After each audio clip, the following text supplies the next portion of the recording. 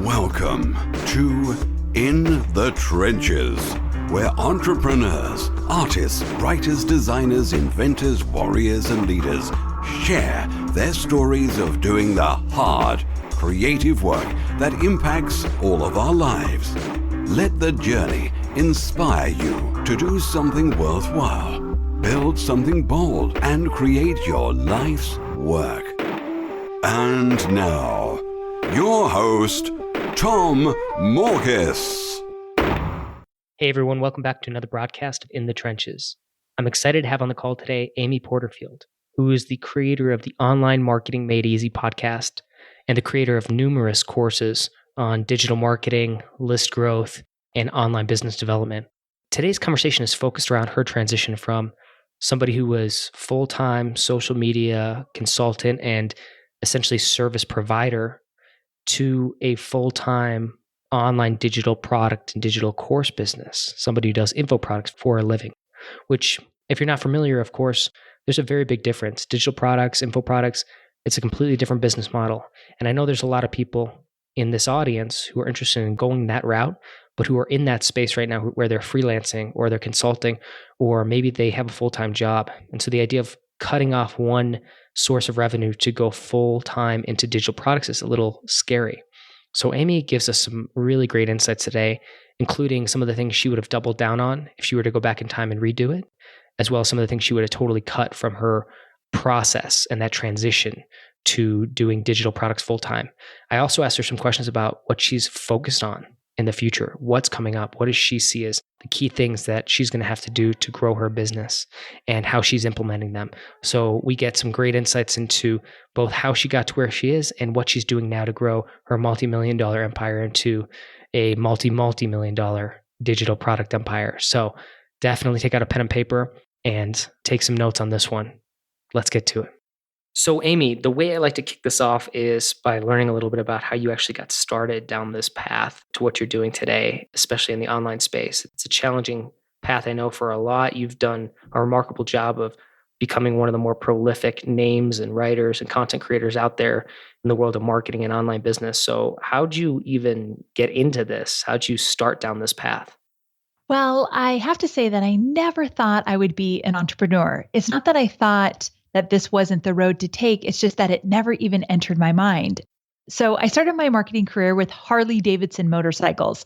I often tease that I am not a biker chick by any means. However, I loved that company and I loved the nostalgia that they built within their community. And that's really where I learned how to do marketing. After that, I went and worked with peak performance coach Tony Robbins. So I worked with Tony's organization for 6.5 years, got to travel the world with Tony and his team, and worked on the content that he did on stage or in his digital products. And while I was at Tony Robbins, he ventured out into the online marketing world more so than he had before.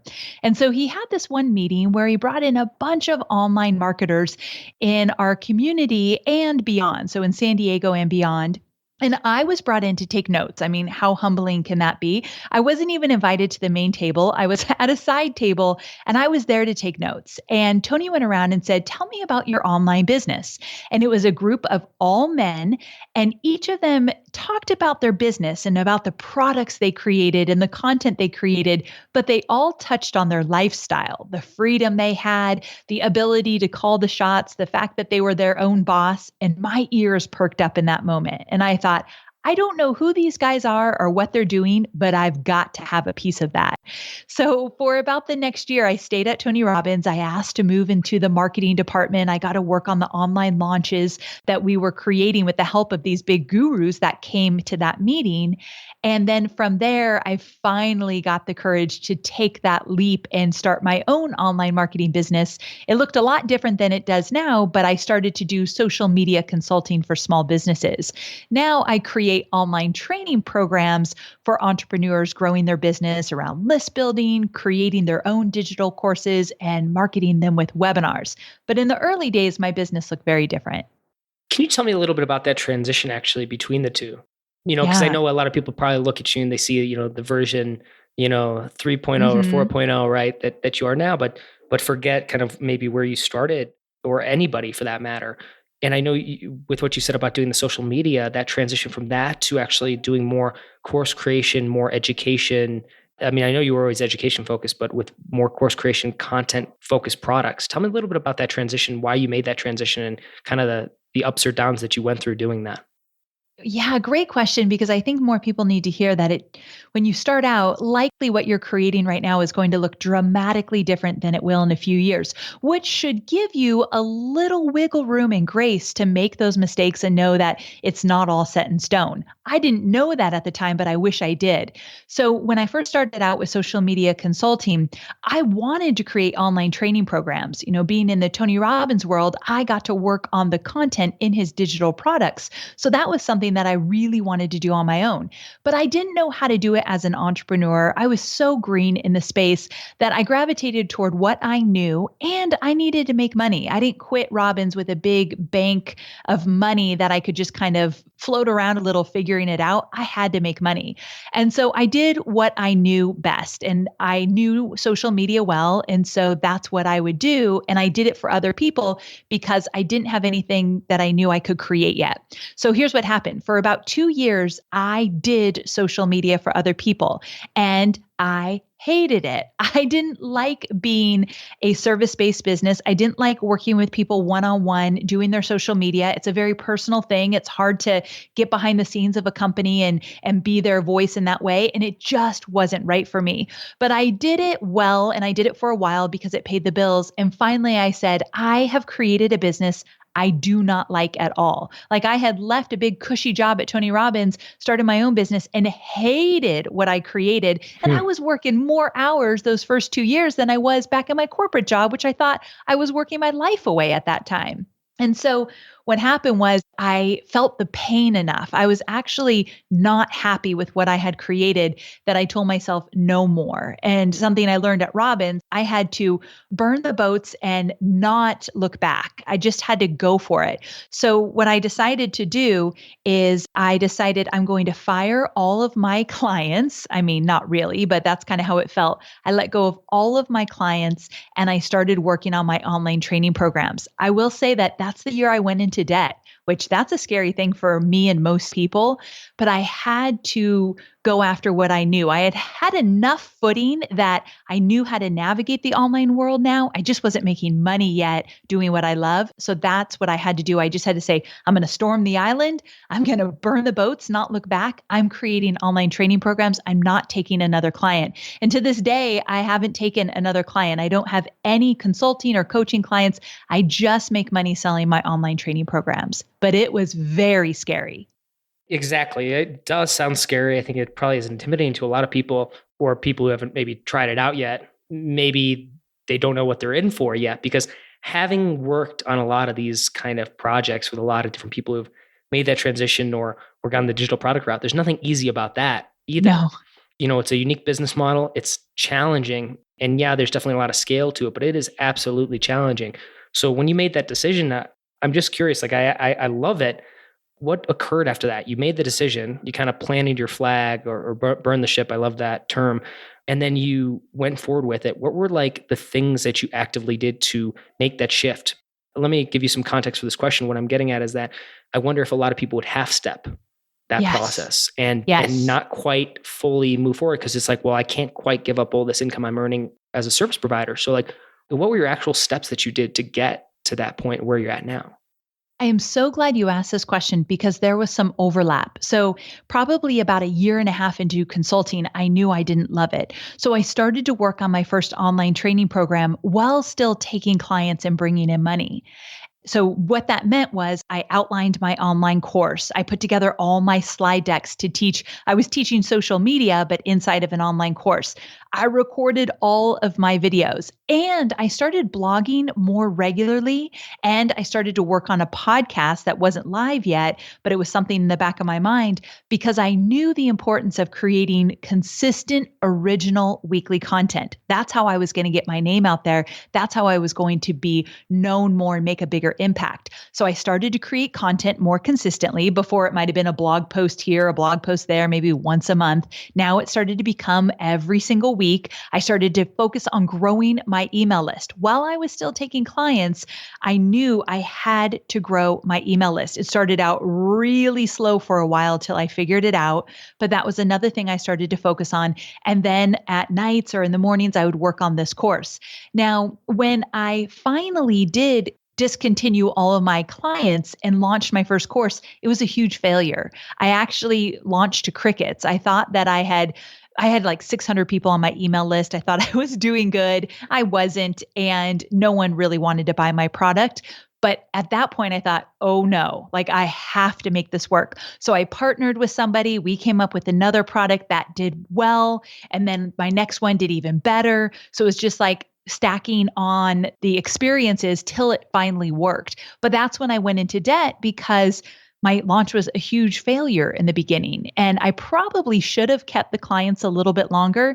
But looking back, it just kind of all worked out eventually. I'm not saying it was easy though.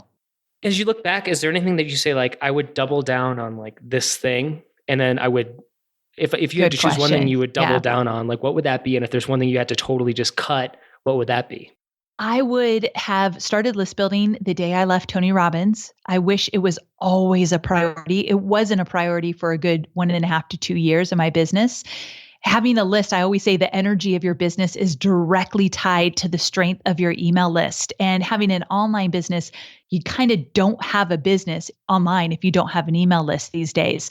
So I wish I would have doubled down on building my email list more so than going to conferences, more so than speaking on stage. I wish I just stayed home because I traveled a lot those first 2 years thinking I had to be everywhere to be seen and heard. I wish I focused on my email list more. And then what I wouldn't have done, I was so fearful of money and so fearful that I wasn't going to have enough. My money actually contributed to feeding our family and paying our mortgage. So I was so fearful that I think I made decisions out of fear instead of just, I have a really strong faith. And instead of just believing it will work out if I keep my head down and stay focused, I would have made more strategic decisions, not based on fear. I like that. Easier said than done, but I really do believe it. No, I mean, I agree. And it's funny. I mean, there are a couple things that resonate with me is the idea that like now more than ever, I think an email list is essential. Yes. It's really tough to do without it. I was talking to a couple of people who have most of their platform on things like Facebook, and there's nothing wrong with that per se, but except that if that's where all your lead gen is coming from, and then they throw something out there like, you have to pay to play, like to get any Yes. viewership of your Facebook page, you're like, man, that stinks. Like you're out, Exactly. you're left hanging, and there's nothing you can do about it. So I completely agree with where you're at now. So you've had some hard fought and hard won success, which is awesome, and you've grown it substantially. Be honest with me. What does it really take to get to the level of, say, digital product business that you're at right now? Like, what does that look like on a day-to-day basis for you or your team? So for me, this isn't for everybody. And I have some peers that have done it in a way a little bit more graceful, but I was raised in a blue collar family. My dad's a firefighter, and he raised me that if you're not working hard, you haven't earned it. And so this is something I did a podcast about with my friend, talking about like when you look at money, I always think I have to work really, really, really hard to earn it, and then I deserve it. That's something I've been working on now because I worked really hard to create this multi-million dollar business. I'm talking 50, 60 hours a week, very consistently. Not all the time, but if I look back since 2009, there were very long, long days, weekend work, night work, time away from my family. I don't think that's how you have to do it, but I can't lie and say I did it any other way.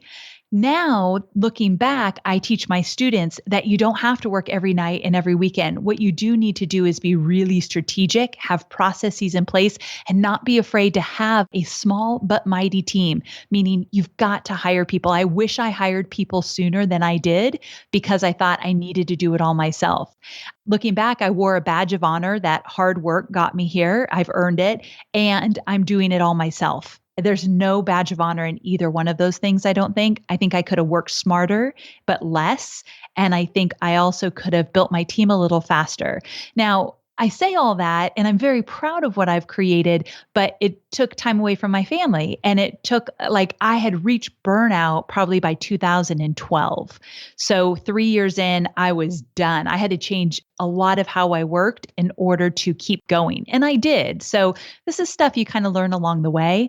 But yeah, it took a small team. It took a lot of hours and I had to be willing to invest. We've invested a lot of money in Facebook advertising in order to fill up my webinars and to fill up my email list. What would you say was maybe the most essential hire you made in the early days when you kind of came to that realization that, hey, I'm doing this all by myself and I can't go anywhere from here or get to the level I want without hiring? What would you say were some of the essential hires early on? Ooh, great question. I think just hiring my first virtual assistant for 5 hours a week was a huge step for me. She was my Mm. first hire. I told her, I have no idea what you're going to do. And I don't think I can afford more than 5 hours a week, which is a limiting belief. But at the time, it just felt very scary. So I don't know. I think I paid her $20 an hour, 5 hours a week. And soon enough, because she was good, she found the areas of my business that she could help me with. And I started to see her potential in things that could really release me. So I'm not always having my hands in everything. So a virtual assistant, right away, she took care of the customer service, oversaw my blog posts, meaning making sure they were all on the site and edited and look good. I still always have created my own content, but she took care of the back end. So that was huge. And then from there, my smartest hire I've ever made, and this was about 2.5 years ago, was a project manager. That was huge for me. I did a whole podcast episode about hiring a project manager because I didn't realize how much it meant that I could step away. I'll tell you a really quick story. We did a live event 2 weekends ago. And after the live event was over, it's just a one day. It went really, really, really well. I sat down and I started asking questions like, how did we choose the volunteers for this event? Or how did this work? And my project manager said, I love that you don't know how we did this because that meant you finally have let go and kind of let us run with it and you trust this team. And that was a really good feeling. What are your goals for, say, the next 1 to 2 years out, or if you think further out, that's fine too. We'll say 1 year out. What are your goals or ambitions, and what do you see as kind of the path forward? Like, what are the actions that you're kind of planning on taking to reach that? Whether that's scaling or growth, or it's like, or something else. I don't want to be presumptuous there. So I guess it's a two-part question.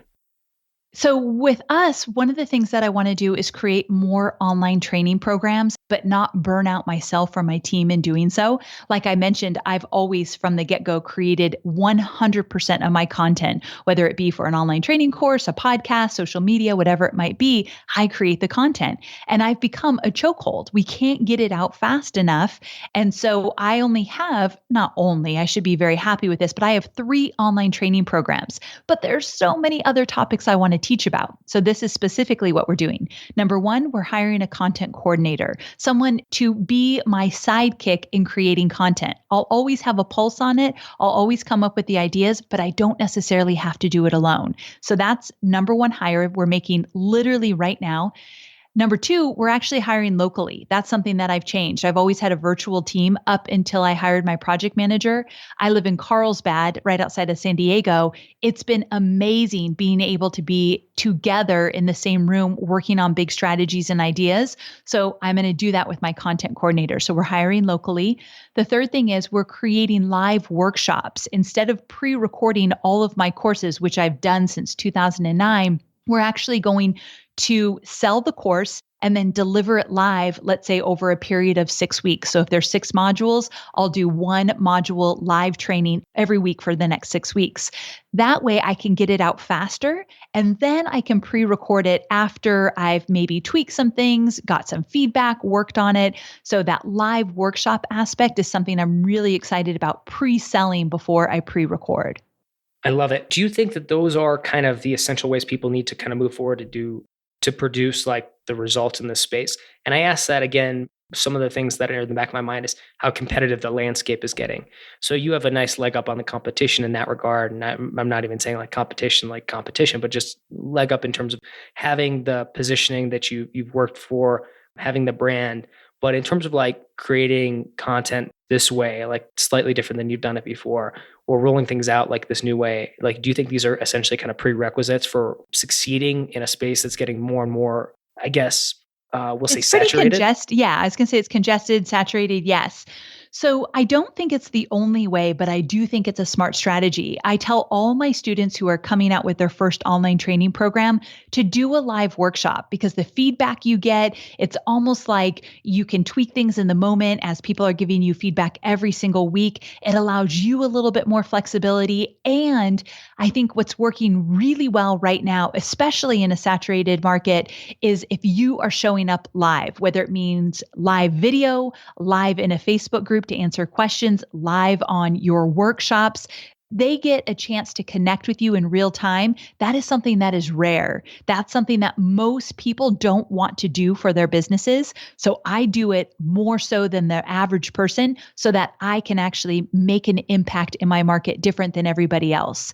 So that is one of the reasons why every single week I show up live in all of my 3 groups to answer questions. They see me on video, they know I'm there. So I think giving back in that way is more important now than it ever was. I actually think doing business 3-4 years ago was easier in this market. Now it demands a little bit more of you, but that's okay. I completely 100% agree. I'm Oh, seeing good. the transition happening and 100% agree. So it's good validation, in that regard. Yeah. So I just want to be respectful of your time, Amy. You've given us some amazing insights here on what you've done, what you're planning to do. I think this is fantastic. Where can people reach out to find more about you, maybe take part in this journey or get in touch with you or your team or some of the courses and products that you guys create? Well, thanks so much for asking. I have a podcast called Online Marketing Made Easy. You can find it on iTunes and Stitcher. And amyporterfield.com is my website. I love it. I'll make sure those are in the show notes. Amy, thank you so much for being on In the Trenches. It was a pleasure having you. Thank you so much for having me. I was thrilled to be here.